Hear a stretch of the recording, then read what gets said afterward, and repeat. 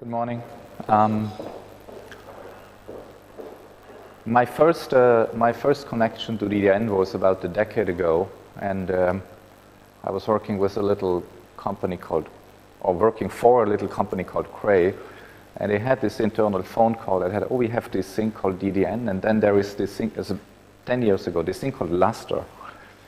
And working in Japan, so we put the system into Toyota 9 years ago. The DDN part was fine, the Luster part was okay. We figured it out.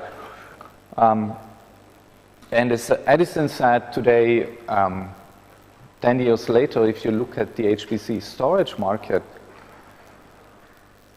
there isn't really anybody left. This company, DDN, is really occupying a space that is unique. And I'd like to walk you through some of the things that will help us to keep that position over the next few years. So Alex talked about integrating. So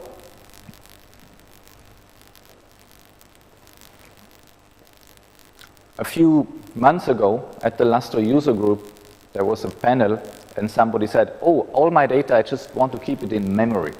I don't care about the rest, maybe tape or... So yes, application data is in memory. It's in memory at the compute node. But you cannot just keep your data in memory all the time. Memory is getting cheaper, but it's not that cheap. So we have added this tier that is in between storage and memory. That's fast data. That's IME. From there, you go to persistent data, which is a parallel file system, like Luster, like GPFS, like any other file system. And from there, you go to distributed data. And we have a product called WOS, the Web Object Scaler, that allows you to distribute data free of charge across many different sites. So you have data sitting on 4 tiers in your data center. So what will become critical in the future is that you manage where your data is. In exascale computing, one of the big issues is put your data where your compute is, because shuffling around your data is so expensive in terms of energy budget that you need to make sure that your data is as close to compute as anyhow possible. And we can do that with IME. So IME allows you to get your data close to compute. But you still want to store your data in a fast repository that's persistent data in a parallel file system with the SFA. And then you want to distribute your data, or you want to secure your data.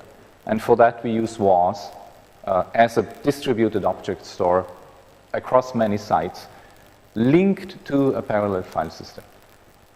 And I'll walk you to some of the bits and pieces of this vision. So the important piece really is the mechanism to track where your data is and how you manage your data, how you migrate your data from one tier to a different tier. And as Alex mentioned, there is public clouds as well. So it's not just a DDN solution. There is tape. We don't sell tape, but we connect to tape. So managing where your data is will become more and more important. Now, DDN, when I started with DDN, DDN was a box company, a hardware company. Today, we are a company that really develops software for your data across all these tiers. We still sell boxes, by the way, and we have a number of very interesting products coming in the near future, and I'll highlight some of them. We just announced and released the 12K-X, which is an evolution of the 12K, which is our most successful product ever, which uses a high-end Ivy Bridge processor And we will soon release an iteration of that, which is the 12K Xi. And I'll show you what it is in a moment. About a year and a half ago, we released a mid-range product called the 7700. And we have an iteration of the 7700 that is an embedded version that allows you to co-locate your file system servers in the same storage controller. And then our big announcement, and we didn't make it yet, but we have shared with some of you what it will be, is Wolf Creek, or the 14K, which is a storage system that takes advantage of PCI in many ways. It's a very interesting architecture, and it will make use of a new technology that allows you to connect flash devices or other types of semiconductor devices directly to a PCI architecture. And that will change things in a dramatic fashion. And then there's a whole set of software pieces that you see on top here that we will be rolling out over the next year. I mentioned the 7700. You all know the 7700. The interesting piece about the 7700 is that, as I said, we will be releasing an embedded version in the fall. We have not announced a specific date yet, but it's the second half of the year, October, November. And that will allow you to take a number of cores in the storage controller to run the file system, either GPFS or Lustre. We have announced the 12KX, which is an iteration of the 12K family that uses a faster Ivy Bridge processor. And we also will be releasing a product called the 12KXi, which is a very interesting product. And what the 12KXi does is to take the 12K to steroids in terms of IOPS. So the 12K always was, I listened to an EMC presentation a few weeks ago, and it was, yeah, we optimize for processors, whatever. The 12K has for many years already been sort of the storage product that uses processors in the most efficient way for throughput. The 12KX does the same for IOPS. So now we have a system that can do about 1 million IOPS per storage processor and about 4 million IOPS, read IOPS, per system. And I don't think anybody has anything just close to that today. But that's just the hardware.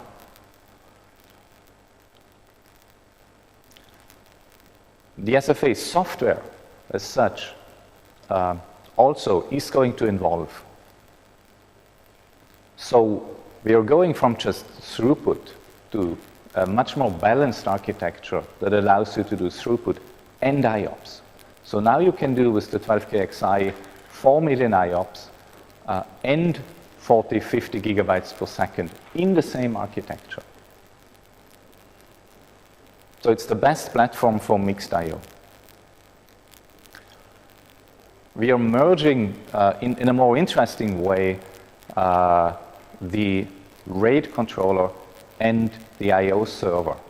We have done so in the past, but we kept the processor that does the RAID side and the processor that does the file system side apart. Now we will allow you to mix them in a much more interesting way and a much more flexible way.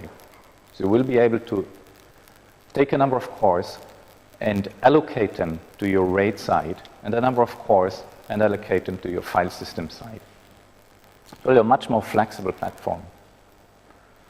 And then we are enabling the SFA with the 12KXi, but then with the 14K for flash-based technology, and notably, as I mentioned, NVMe in the 14K.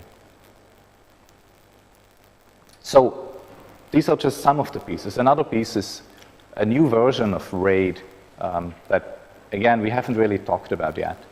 DDN has been doing the clustered RAID for 5-6 years now with a product called WAS. And we are making the same techniques, the same algorithms available in the 12K in a way that will take the SFA RAID stack to a very different level.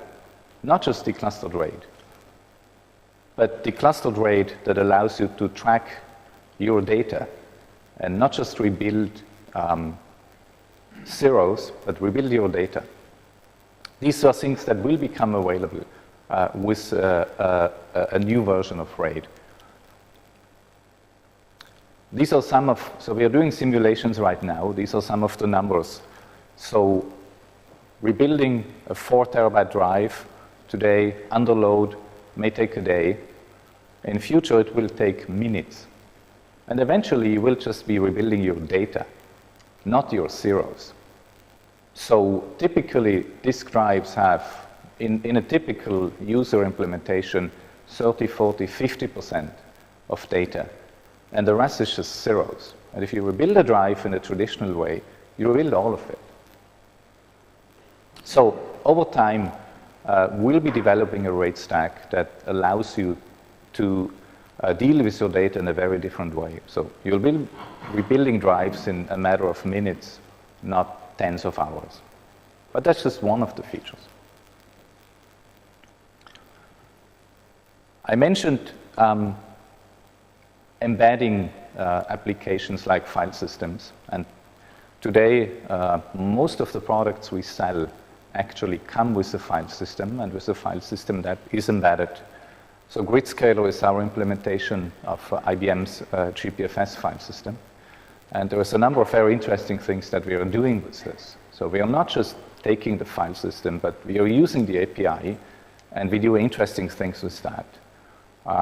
We are using the NAS interface, and we do interesting things with that. We are using Flash and doing interesting things with that.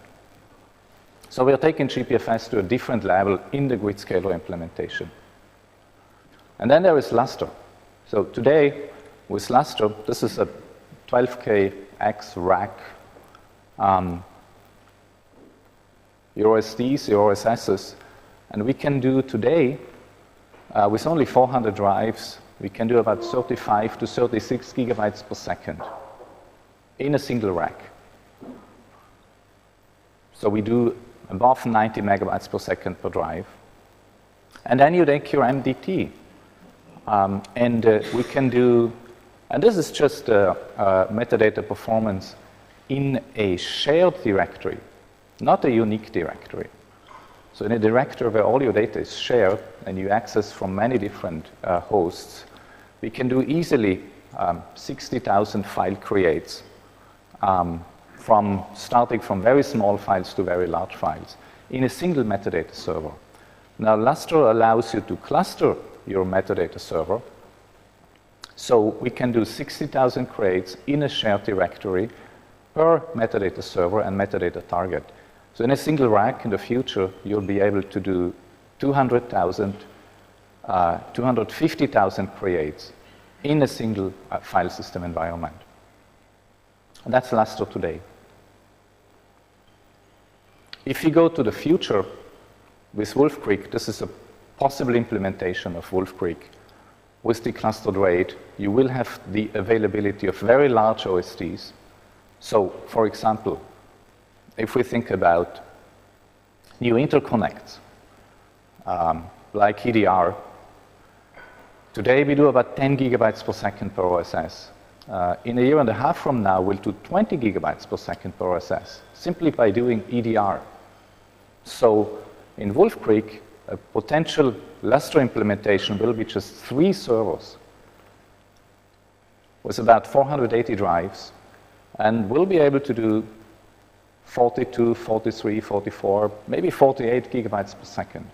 So it's a very small number of servers, a very small number of drives, so highly efficient. And you probably will only have 3 OSDs in the backend, not a large number of the OSDs.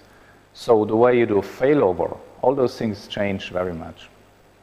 And we have a strong collaboration with Intel, and Brent Gorda is here. where we look at optimizing the Lustre file system from the client side to the server side to the storage backend in a way that is well beyond anything we thought was possible. So as I mentioned before, we do 90 to 100 megabytes a second today, and maybe we'll do more in the future. And with NVMe-enabled devices, we'll be at a very different level here. Now, these are possible Lustre instantiations with a 14K embedded. We are probably looking at 300 to 400 gigabytes per second per rack in an NVMe-enabled environment. In a disk environment, we are looking at 30 to 60 gigabytes per second in a single rack. So these are numbers that we thought were not possible a year ago, and they will be possible in the near future. This is another piece that we have been working on. So in the Lustre file system now, you can track a single job, and you can look at what a single job does in terms of I/O performance. And I can link that to a job scheduler. So this is the case.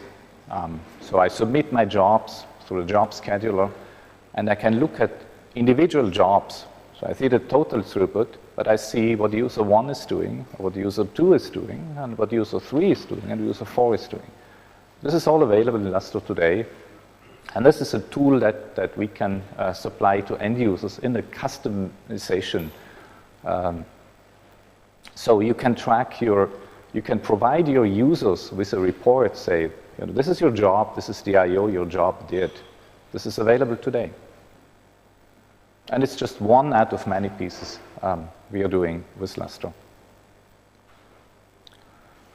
Going back to my initial vision, and the vision that Alex articulated, it's no more just a single file system, but it is many tiers of storage at multiple sites that link together in an interesting fashion. So on the upper level here, you have your high-speed IME-enabled, cache-enabled processing layer, potentially with multiple file systems or multiple sites.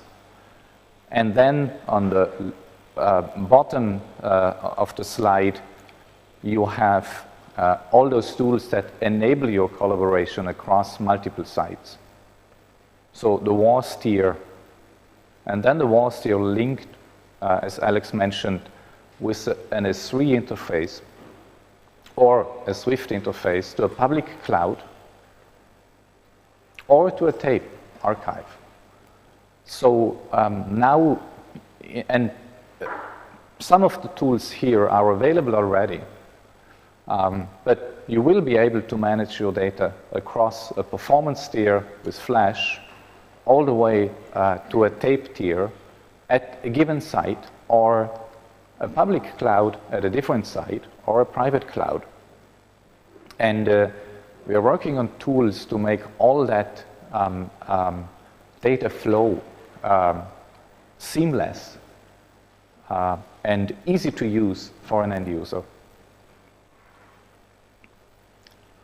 So this is already available today. So today we can link a parallel file system to our WAS technology, and through WAS and an S3 interface to a public cloud. And this is available, and we announced this at ISC, both for GridScaler and ExaScaler. And you can use it in a very flexible way. You can sync data at different file systems. You can copy data. You can back up data, including your metadata. So now you can do like a disaster recovery from a Lustre file system to a Lustre file system offsite, where your data resides actually in an object store that is distributed, and your metadata is still Lustre metadata.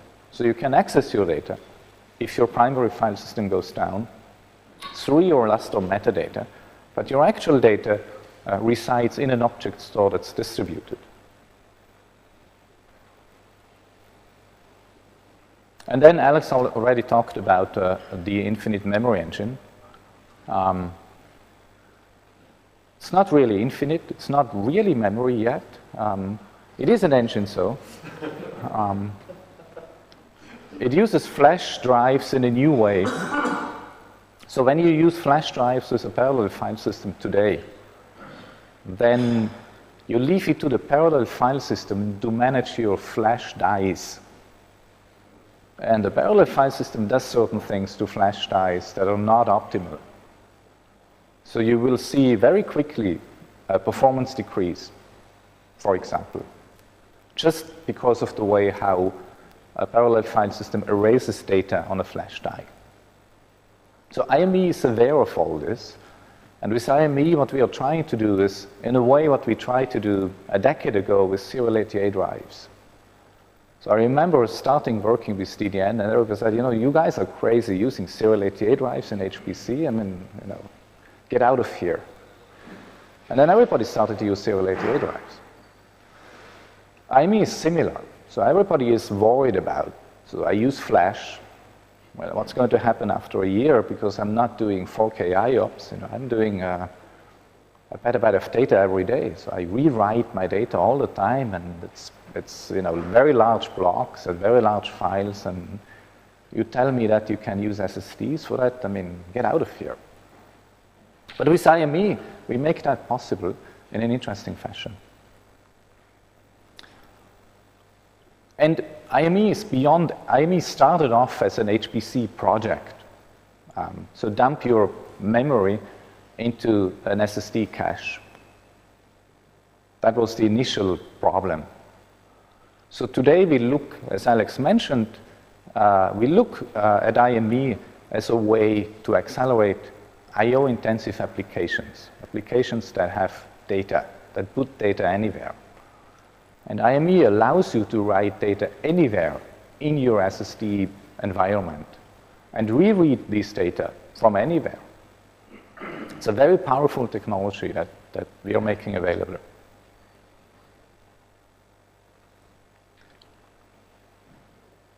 So eventually, IME is not just about the HPC environment, it's about data center efficiency in a much broader sense. And it is about bringing data closer to the compute side. And that is really what will determine ExaScale architectures in the near future. We talk a lot about big data today, and most of the organizations that talk about big data actually just talk about SQL, so it's boring SQL, 2 decades ago. But there is big data that is file-based. I don't need to go to a database anymore because I can read anywhere in my file. I can do it at the speed of PCI in a way that wasn't possible a year or 2 ago. And IME makes that happen. So we're moving the data much closer to compute than was possible before.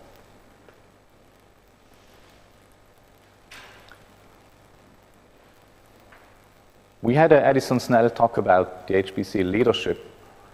As I said before, my personal history with DDN is 10 years ago. It was like, there is this thing called DDN, sort of arrays, and there is this thing called Lustre.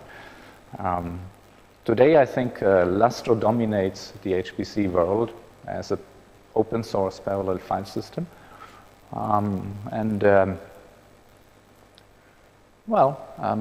We are doing okay in the HPC market. I'm not saying we are dominating. We are still only a small company. We are not IBM, we are not HP, but we are focused on HPC. This is all we do. We don't do anything else. We don't do SQL. We don't do all the other stuff that storage companies do. We just do HPC. And we do it in a broad and big way, from an HPC enabled sort of object store that, as Alex mentioned, we have customers in the web and cloud space that do billions of objects per month. So they write billions of objects per month. So you end up with a single namespace that has tens of billions of objects in it. To a product like IME, which I think is really revolutionary.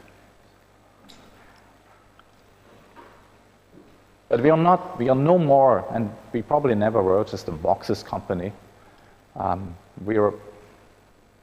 What we really are is a bunch of engineers, and especially field engineers, that know the HPC market, that know customer problems in HPC, that know applications, that know clusters and how clusters work, that know networking, that know compute. So when I interview engineers, then it's like, oh, I'm from EMC, sort of, I do storage software. So what kind of storage software do you do? Well, I do this specific piece of storage software. When we hire engineers, it's really people who know everything from the compute client and the application all the way to a hard disk drive. And there is networking in between. There is the operating system that gets in the way all the time. There are many, many other bits and pieces. And these are the people that we need and that we hire. And this is the expertise that as a company we provide. And with that, I'd like to thank you. We have a very exciting demo at the booth.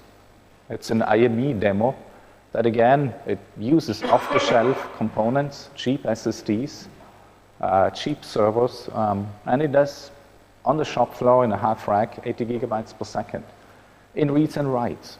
So go to the booth, have a look at it. And with that, I hand over to the real users. User groups are boring when vendors talk, so user groups become interesting when the users talk. So now it's for the users to talk. Thank you. So